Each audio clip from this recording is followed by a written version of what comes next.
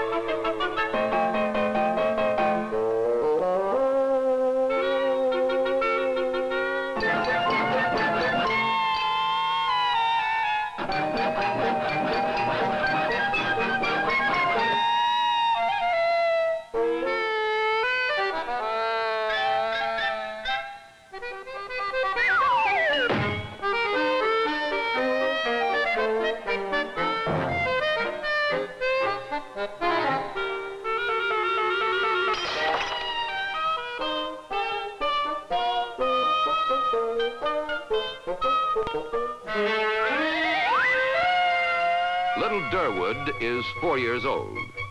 With luck, he may someday be 5.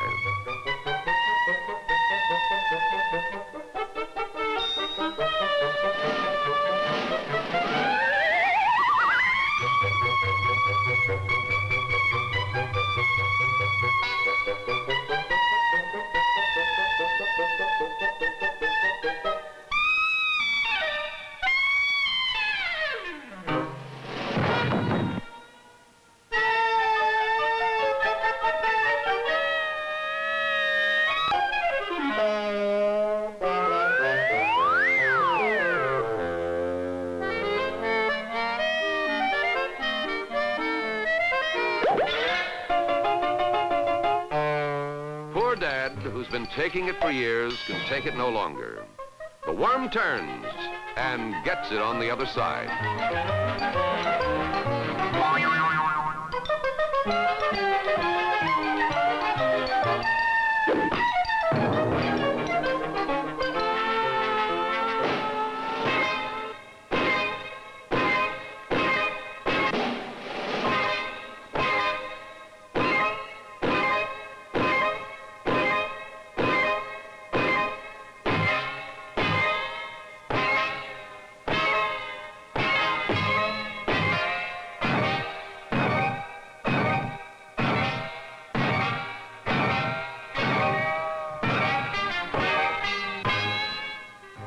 Lurking in the background of a long-ago small-time opera company is Buster Keaton, the least noble Roman of them all, about to be undone by an untied sandal.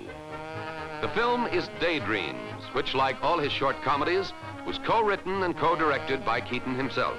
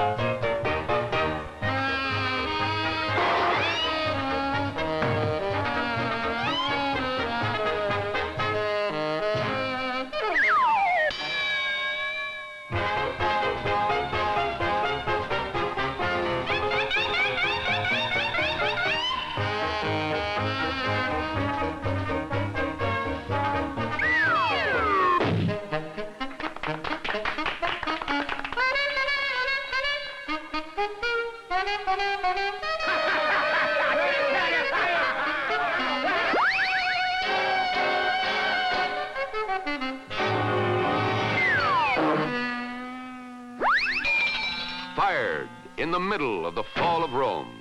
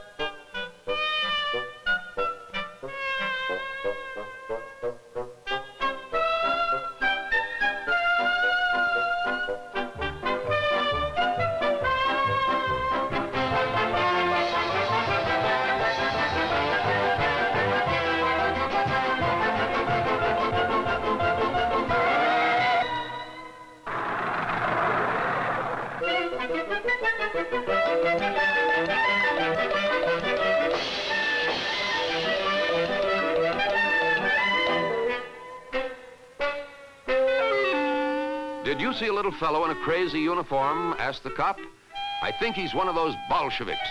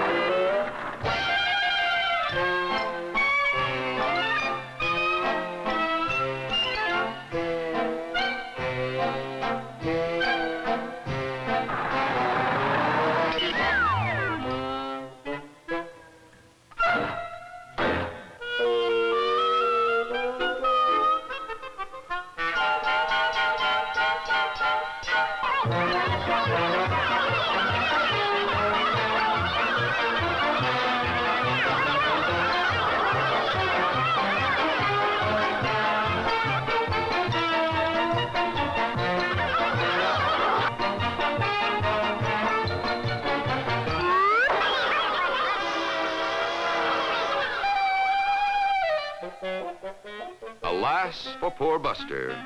That ferry boat's not pulling out. It's coming in.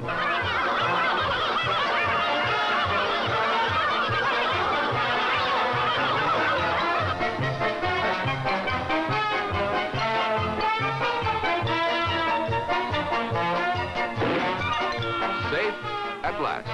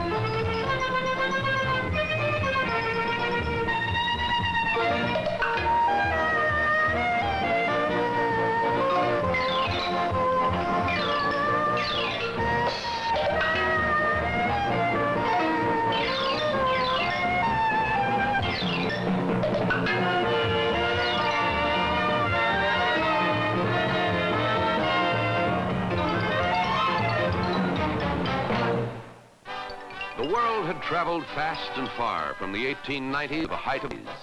Newsreel audiences of 1925 gasped in awe as a single Navy plane lay down a smokescreen to hide the approach of an entire battle fleet.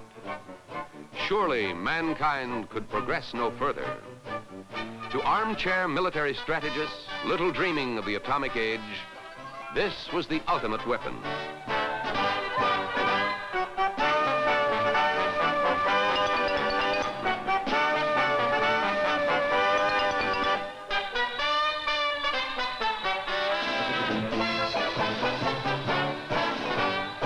These were the 20s, the era of wonderful nonsense, the flivvers and jazz, sheiks and flappers, hip flasks and flaming youth. Nightclub queen Texas Guinan's Hello Sucker was the rallying cry of the speakeasy age. It was a time to make whoopee with bootleg gin and never a thought of the morning after. These were the dancing years. In one forgotten contest, optimistic couples attempted to foxtrot from New York to Chicago. Dance marathons became the rage. In these sad spectacles of pointless endurance, the dance dragged on through thousands of hours from apathy to exhaustion. The Charleston caught the spirit of the 20s and everyone was doing it. Emancipated womankind seemed out to prove herself more manly than the males. In Times Square, this little lady lifted a baby elephant. High overhead, another female balanced prettily against a skyline, which, in the 20s, was constantly enlivened by flagpole sitters and human flies. In Vienna, a dauntless Fräulein soared above the feats of puny man by utilizing the principles of natural construction. Her plumper bumper is a hock of rock.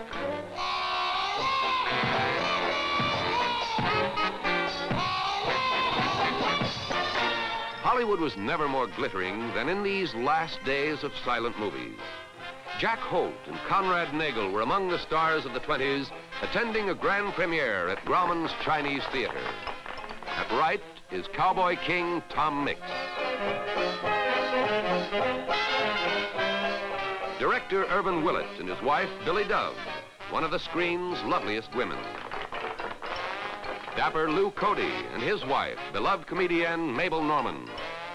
In this rarest of scenes are director King Vidor, star Eleanor Boardman, star Norma Shearer, legendary producer Irving Thalberg, and the most famous of screen lovers, Greta Garbo and John Gilbert.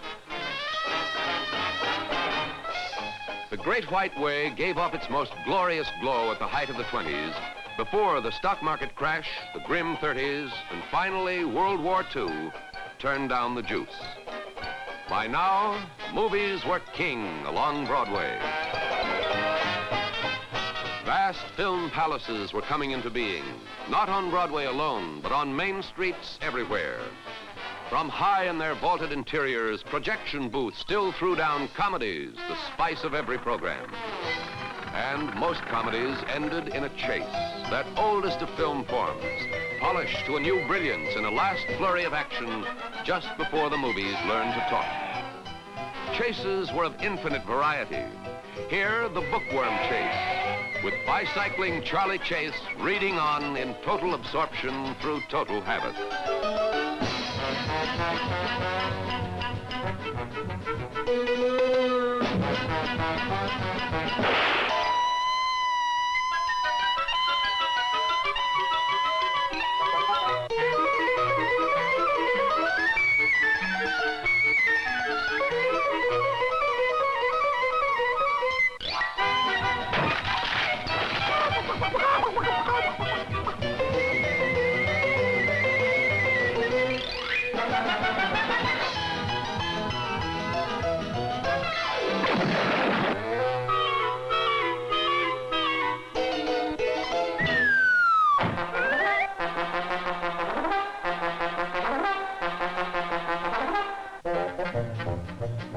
The jumping, hopping, upside-down chase.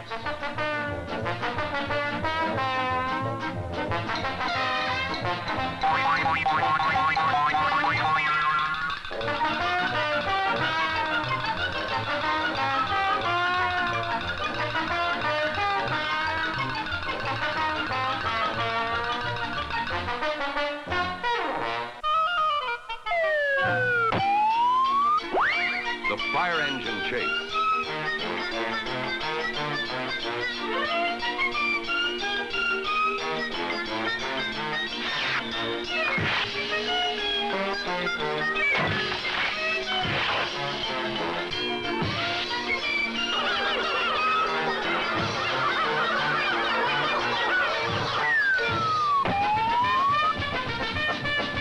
The auto race chase, thundering on to a climax of frenzied destruction.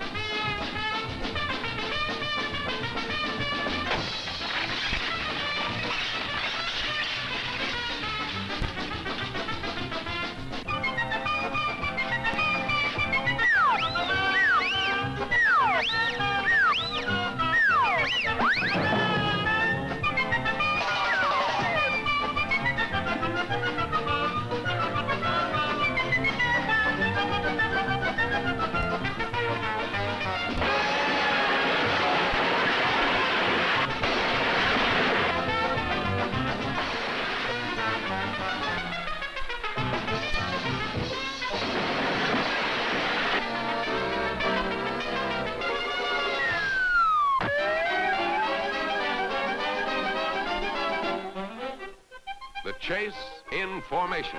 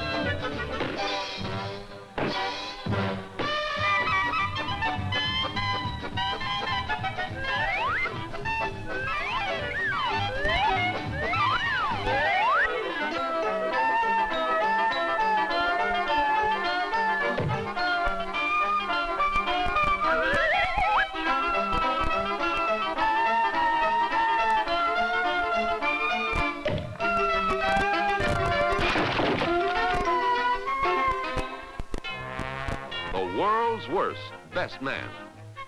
This Max Sennett comedy of the late 20s blended slapstick with sophistication.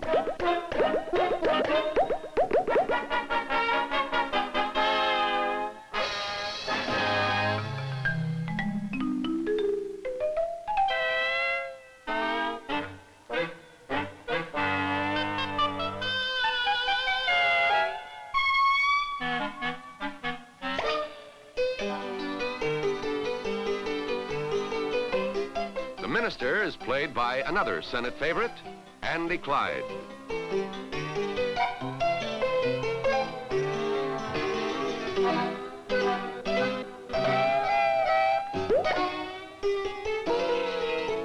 Your tie needs straightening, says Billy.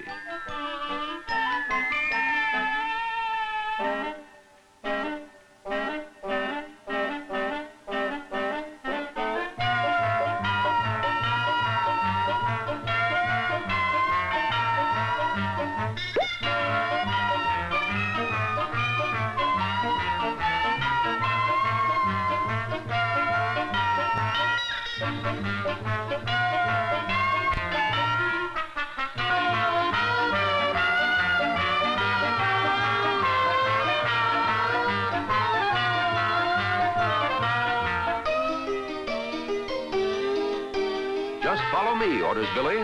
I'll get that collar button yet.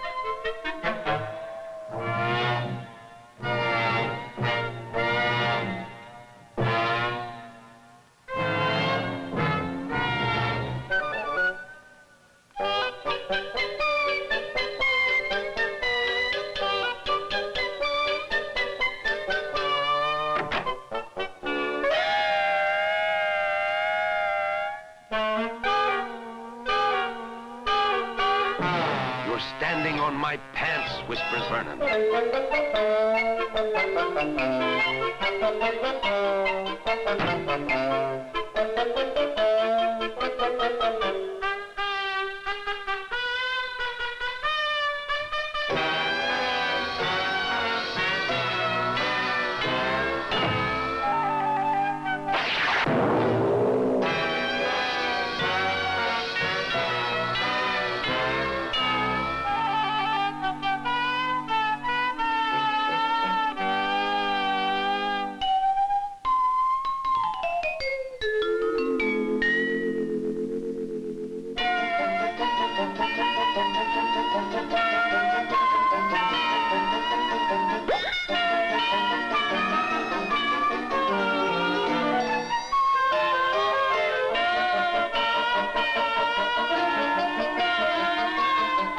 Now, where is the ring?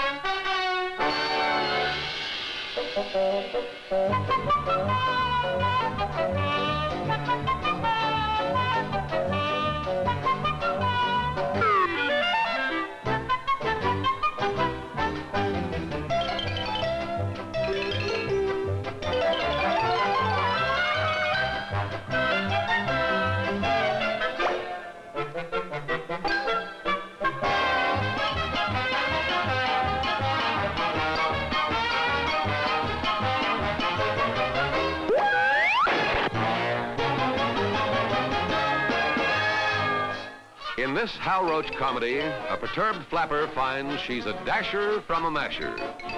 The young lady asked help from Officer Oliver Hardy, looking naked without his little mustache.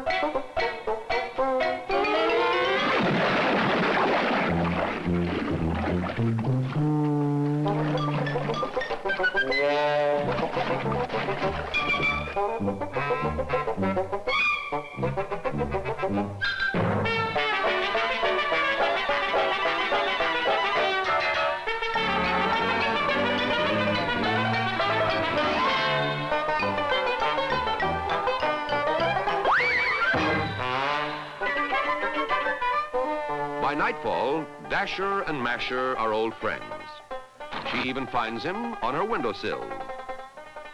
A beautiful romance seems about to blossom if it isn't nipped in the bud by Oliver, the 24-hour policeman.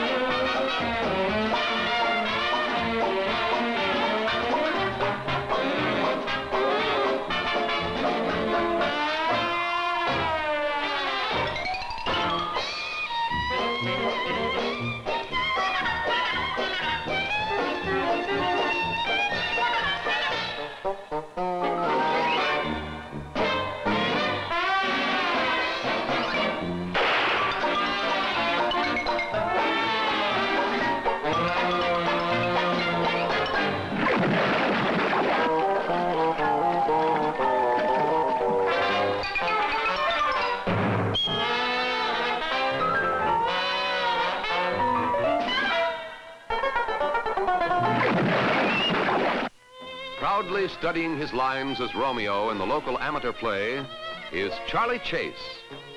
Only one thing stands between Charlie and success on the dramatic stage.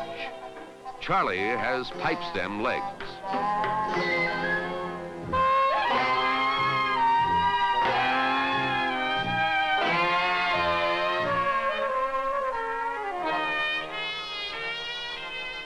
Now, what to use for padding?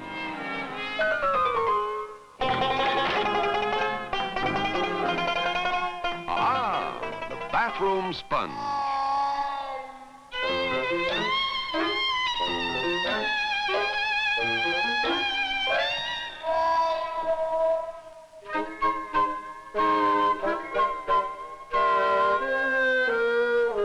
Charlie orders several dozen sponges, rapid delivery.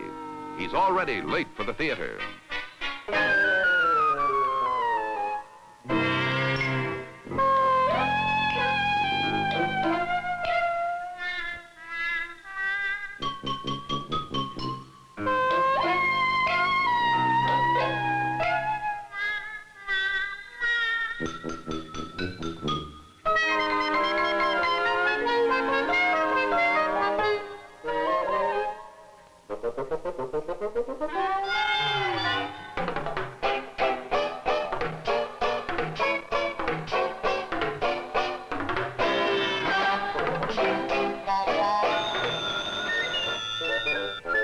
Hurry, Romeo, urges Juliet. The audience awaits thee.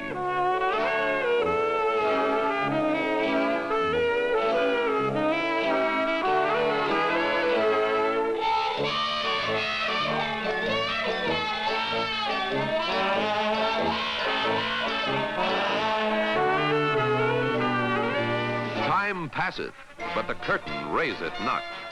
Where's Charlie?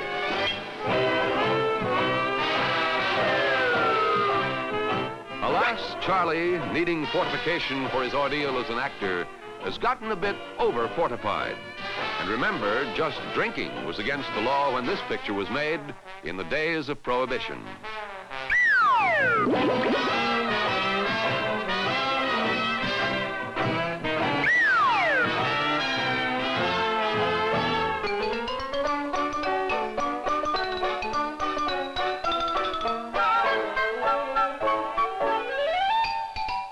Uh-oh, those sponges.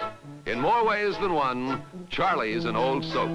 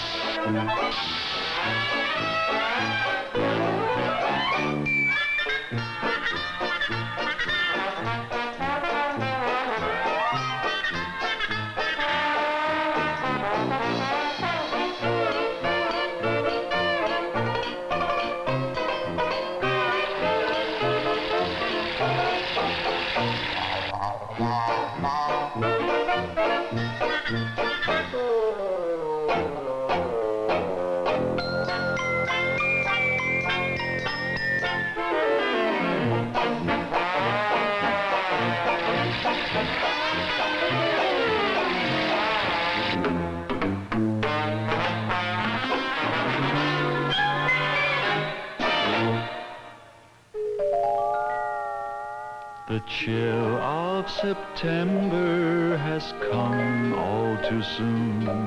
Through yesterday's magic, once more make it June.